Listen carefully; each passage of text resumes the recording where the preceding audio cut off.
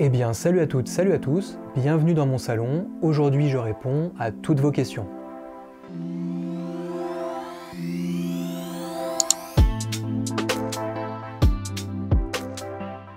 Alors la première question concerne la synchronisation du son et de l'image. Comment peut-on synchroniser une piste vidéo et une piste audio enregistrée avec un enregistreur externe? On va tout de suite voir ça dans DaVinci Resolve. Alors, comment synchroniser une piste vidéo avec sa piste audio? Donc en fait, il existe deux possibilités. La première possibilité pourra être utilisée si vous avez enregistré une piste audio également avec votre boîtier, donc en plus de votre enregistreur externe. Et la deuxième possibilité s'appliquera si vous n'avez pas pensé à activer l'enregistrement audio sur votre boîtier et que vous avez enregistré l'audio qu'avec votre enregistreur externe. Donc on va tout de suite regarder donc la première méthode. Dans la bibliothèque de médias, j'ai ici deux médias, donc un média vidéo qui comprend également sa propre piste audio, donc c'est le Rush qui est issu directement de mon boîtier Sony A6500. J'ai également une piste audio que j'ai enregistrée avec un enregistreur externe Tascam. Pour synchroniser les deux pistes entre elles, il suffit de sélectionner les deux fichiers, de faire un clic droit et de sélectionner synchroniser automatiquement l'audio et synchroniser automatiquement l'audio en fonction de la forme d'onde. Je clique. Donc DaVinci Resolve va analyser les deux pistes audio, donc celle qui vient de mon enregistreur externe et la piste audio qui vient de mon boîtier, pour synchroniser les deux pistes entre elles. On va maintenant passer dans l'onglet montage pour vérifier la synchronisation. Dans l'onglet montage, je vais importer mon clip vidéo et je vais voir si effectivement les deux pistes sont bien synchronisées. Je peux constater que les deux pistes sont bien synchronisées. Si je veux vérifier que la piste audio correspond bien à la piste enregistrée par mon Tascam, donc par mon enregistreur externe, je vais tout simplement me rendre dans Fairlight et je vais vérifier que le nom de la piste est bien Tascam, donc il s'agit bien de la piste audio enregistrée à l'aide de mon enregistreur externe. Nous allons maintenant passer à la deuxième méthode, qui est la méthode de synchronisation manuelle. Donc je vais commencer par supprimer la piste audio en cliquant dessus et en appuyant sur la touche retour de mon clavier. Je vais réimporter la piste audio de mon Tascam. Si je fais lecture, je peux me rendre compte que la piste vidéo n'est pas synchronisée avec la piste audio. Donc pour synchroniser mes deux pistes, je vais me servir d'un repère visuel dans ma piste vidéo. Donc dans ma piste vidéo, j'ai utilisé un clap afin de faciliter la synchronisation. Donc je vais chercher l'endroit où j'utilise mon clap et en l'occurrence l'endroit où les deux parties de mon clap se rejoignent. Donc c'est ici, je vais marquer cet endroit grâce à un marqueur. Donc je clique sur ma piste, je clique sur le bouton marqueur et je vais maintenant identifier le moment où le son apparaît sur ma courbe au niveau de ma piste audio. Donc je vais agrandir un peu mes pistes et je vois que le clap commence ici au niveau de ma piste audio. Donc pour repérer l'endroit où le son du clap apparaît, je vais tout simplement sélectionner ma piste audio et je vais utiliser comme tout à l'heure le bouton marqueur. Je vais maintenant superposer mes deux marqueurs. Et là, nos deux pistes sont censées être synchronisées. On va tout de suite voir le résultat. Et je constate que mes deux pistes sont bien synchronisées entre elles. La deuxième question concerne l'étalonnage. Est-il possible d'étalonner plusieurs clips en une seule fois? On va tout de suite voir la réponse grâce au calque d'effets ou encore grâce au plan d'ajustement.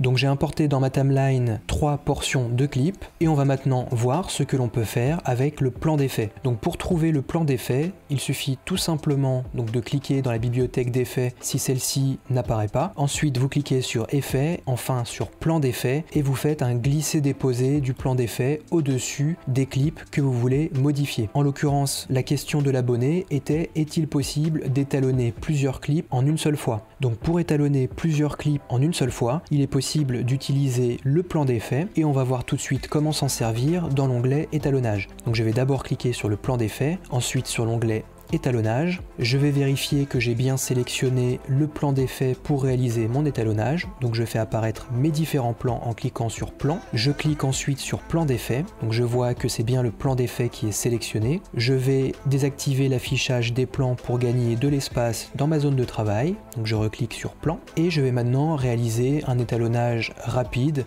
juste pour cet exemple. J'ai réalisé un étalonnage très basique, on va maintenant retourner dans l'onglet montage pour vérifier le rendu. Je peux constater que l'étalonnage est appliqué aux 3 plans, aux 3 clips qui se trouvent en dessous de mon plan d'effet. D'ailleurs, si je désactive le plan d'effet, on va voir tout de suite la différence. Donc je peux évidemment redimensionner mon plan d'effet afin qu'il ne s'applique par exemple qu'aux 2 premiers clips. Donc il me suffit pour cela de réduire la taille de mon plan d'effet, voilà. Et là je vais me retrouver donc avec les 2 premiers clips qui sont étalonnés et le 3e clip qui n'est pas étalonné. Donc le plan d'effet permet bien d'étalonner plusieurs clips en une seule fois. Mais le plan d'effet permet également de réaliser d'autres transformations. Donc par exemple en cliquant sur le plan d'effet, je peux appliquer un zoom et ce zoom sera appliqué à l'ensemble des clips qui sont présents sous mon plan d'effet. Donc là j'ai appliqué un zoom, on voit le résultat sur le premier clip, mais j'ai également un zoom sur le 2e clip. Si je réinitialise le plan d'effet, on voit qu'effectivement j'avais bien zoomé dans l'image. Le plan d'effet permet également de changer la position de tous mes clips, donc la position X, également la position Y. Le plan d'ajustement me permet aussi d'appliquer un rognage gauche, droite, haut et bas à l'ensemble de mes clips. Donc si je fais un rognage en haut, par exemple avec la valeur 241, et que je fais un rognage en bas avec la valeur également 241, je me rends compte que cet effet est appliqué à mon premier clip, à mon 2e clip et pas à mon 3e clip, mais par contre je peux appliquer l'effet à mon 3e clip en agrandissant mon plan d'effet, voilà, et là je me rends compte que automatiquement mon rognage est apparu sur le 3e plan. Donc en définitive, le plan d'effet permet d'apporter des transformations à plusieurs clips et tout ça en une seule fois, ce qui permet de gagner énormément de temps lors de votre montage. Vous pouvez également vous servir du plan d'effet pour faire des transitions. Donc par exemple ici mon premier clip est étalonné grâce au plan d'effet. Si je fais un fondu entrant au niveau de mon plan d'effet et que je clique maintenant sur lecture, on peut constater que l'étalonnage apparaît progressivement. La 3e question concerne les montages multi-résolution. Est-il possible d'intégrer dans une timeline des clips Full HD avec des clips en 4K? Et bien on va tout de suite voir la réponse dans DaVinci Resolve. Donc concernant les montages multi-résolution, il est tout à fait possible de faire cohabiter des clips en Full HD et des clips en 4K dans la même timeline. Donc on va voir tout de suite un exemple. Je vais créer une timeline en Full HD. Donc je clique en bas sur les paramètres de mon projet. Je vais maintenant sélectionner la résolution de ma timeline, en l'occurrence Full HD, donc 1920 par 1080. J'enregistre les modifications. Je vais maintenant me rendre dans mon onglet montage et je vais importer un clip, donc qui est un clip en 4K et un clip qui est un clip en Full HD. Je vais maintenant cliquer sur lecture pour voir le résultat. Et je constate qu'il n'y a aucun problème pour faire cohabiter 2 clips avec des résolutions différentes. Le problème qui va se poser dans cette timeline est la fréquence d'images par seconde. Je peux constater que le clip qui est en Full HD est tourné en 50 images par seconde, alors que le clip qui est tourné avec le drone est tourné en 29,97 images par seconde. Donc la résolution ne posera pas de problème. Ce qui risque de poser un souci, c'est le nombre d'images par seconde. On va maintenant créer une timeline au format 4K pour y importer notre clip en Full HD. Donc je supprime l'ancienne timeline, je vais dans les paramètres de mon projet et je vais modifier la résolution de la timeline pour passer en 4K Ultra HD. J'enregistre les modifications et je vais maintenant importer mes clips dans ma timeline. Je vais cliquer maintenant sur le bouton lecture pour voir le résultat.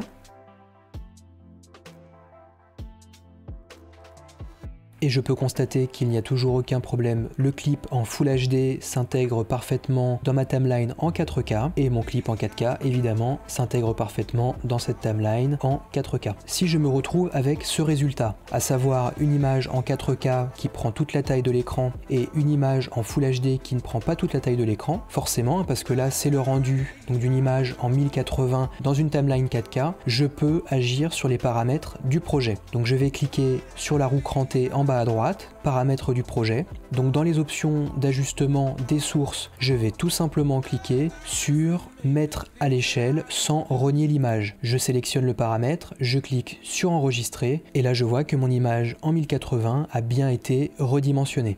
La 4e question concerne la langue dans DaVinci Resolve. Est-il possible de mettre DaVinci Resolve en français? On va tout de suite voir comment faire dans le logiciel. Donc comment mettre DaVinci Resolve en français? Donc la procédure est très simple, il suffit de cliquer en haut à gauche sur DaVinci Resolve, de cliquer ensuite sur Préférences, de cliquer après sur Utilisateur. Donc si vous êtes en anglais, il y aura marqué User. Donc moi je suis en français, donc vous cliquez sur le bouton de droite, Utilisateur, et vous changez la langue tout simplement en sélectionnant français, anglais ou la langue que vous désirez appliquer. Une fois que vous avez terminé, vous cliquez sur Enregistrer. Un abonné m'a indiqué qu'après avoir mis à jour DaVinci Resolve de la version 12 vers la version 16, il n'arrivait pas à obtenir DaVinci Resolve en français. Si vous rencontrez le même problème, la solution est de désinstaller DaVinci Resolve 12, donc l'ancienne version, et de récupérer la dernière version directement sur le site de Blackmagic Design. La cinquième question concerne les paramètres pour exporter un projet sur YouTube. Quels sont les meilleurs paramètres? On va tout de suite voir ça dans l'onglet Export de DaVinci Resolve. Quels sont les meilleurs paramètres pour exporter une vidéo sur YouTube? Cette question revient très régulièrement et c'est normal parce que beaucoup d'utilisateurs se rendent compte qu'il y a une différence de qualité entre le fichier original exporté directement via DaVinci Resolve et le rendu que l'on peut constater sur YouTube. Donc il faut savoir que Google recommande des paramètres particuliers pour exporter sur sa plateforme. Donc je vous affiche ici les recommandations. Au niveau du conteneur, donc un conteneur MP4. Au niveau du codec audio, il faudra sélectionner le codec AAC. Au niveau du codec vidéo, il faudra sélectionner le codec H264. Ensuite, au niveau de la fréquence d'image, vous avez la possibilité d'exporter des vidéos en 24, 25, 30, 48, 50 et 60 images par seconde. Et on va maintenant regarder ce que recommande YouTube au niveau du débit. Donc on peut constater que Google propose des débits vidéo différents selon la résolution de votre vidéo et selon la fréquence d'image. Par exemple, si je crée un projet en Full HD et que ce projet a une fréquence d'image comprise entre 24 et 30 images par seconde, YouTube propose un débit vidéo de 8 mégabits par seconde. En revanche, si vous faites un projet en Full HD mais avec une fréquence d'image comprise entre 48 et 60 images par seconde, YouTube conseillera un débit de 12 mégabits par seconde. Enfin, si vous souhaitez exporter un projet en 4K avec une fréquence d'image comprise entre 24 et 30 images par seconde, YouTube proposera un débit vidéo entre 35 et 45 mégabits par seconde. Si vous êtes maintenant sur un projet en 4K avec des fréquences d'image élevées, YouTube proposera un débit compris entre 53 et 68 mégabits par seconde. Comment appliquer ces paramètres dans DaVinci Resolve? On va tout de suite regarder ça dans l'onglet Export. Donc dans l'onglet Exportation, vous avez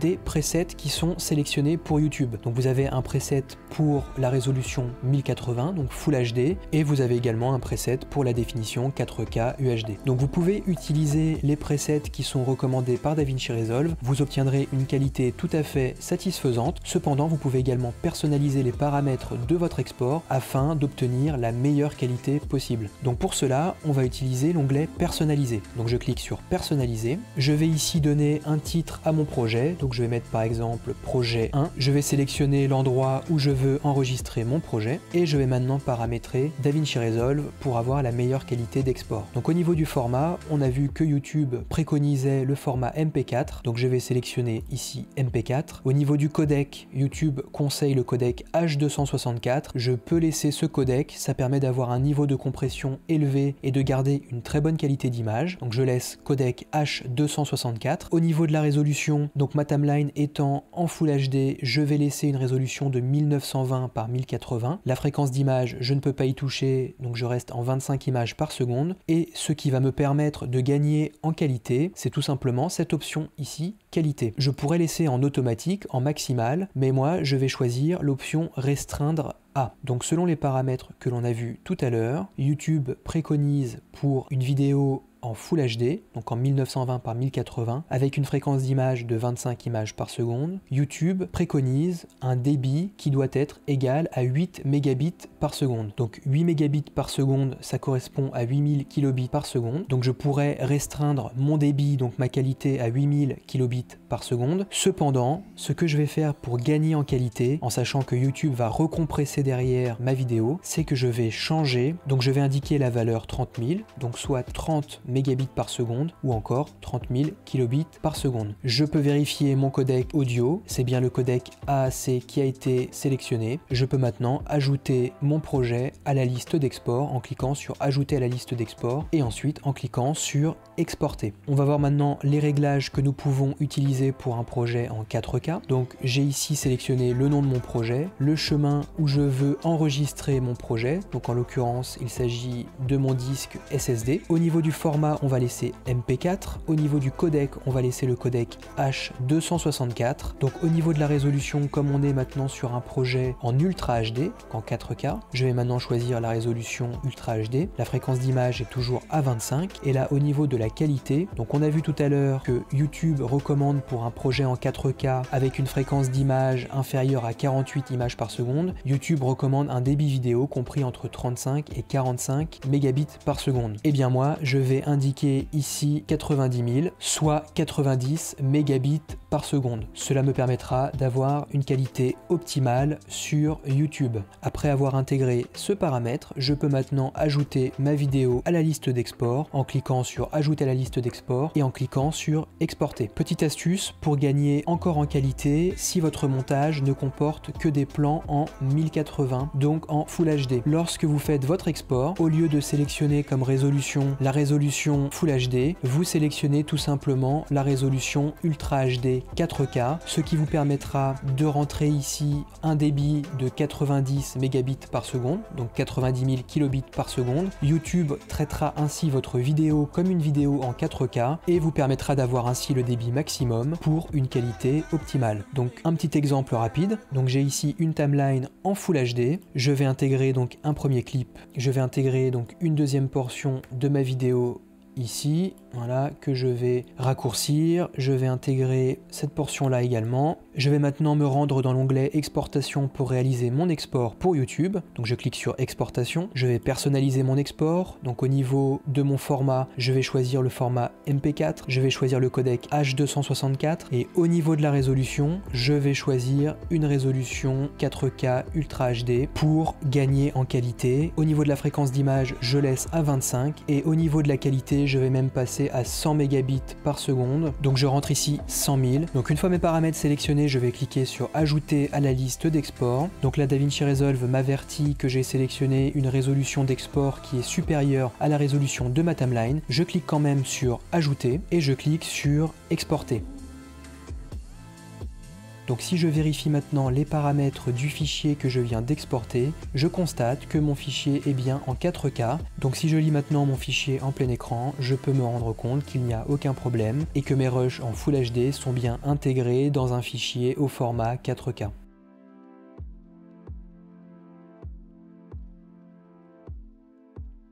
Donc en utilisant cette astuce, vous allez forcer YouTube à interpréter votre vidéo comme une vidéo 4K. Vous allez ainsi augmenter la qualité de votre vidéo sur YouTube. Cette vidéo est maintenant terminée, la deuxième partie arrive prochainement.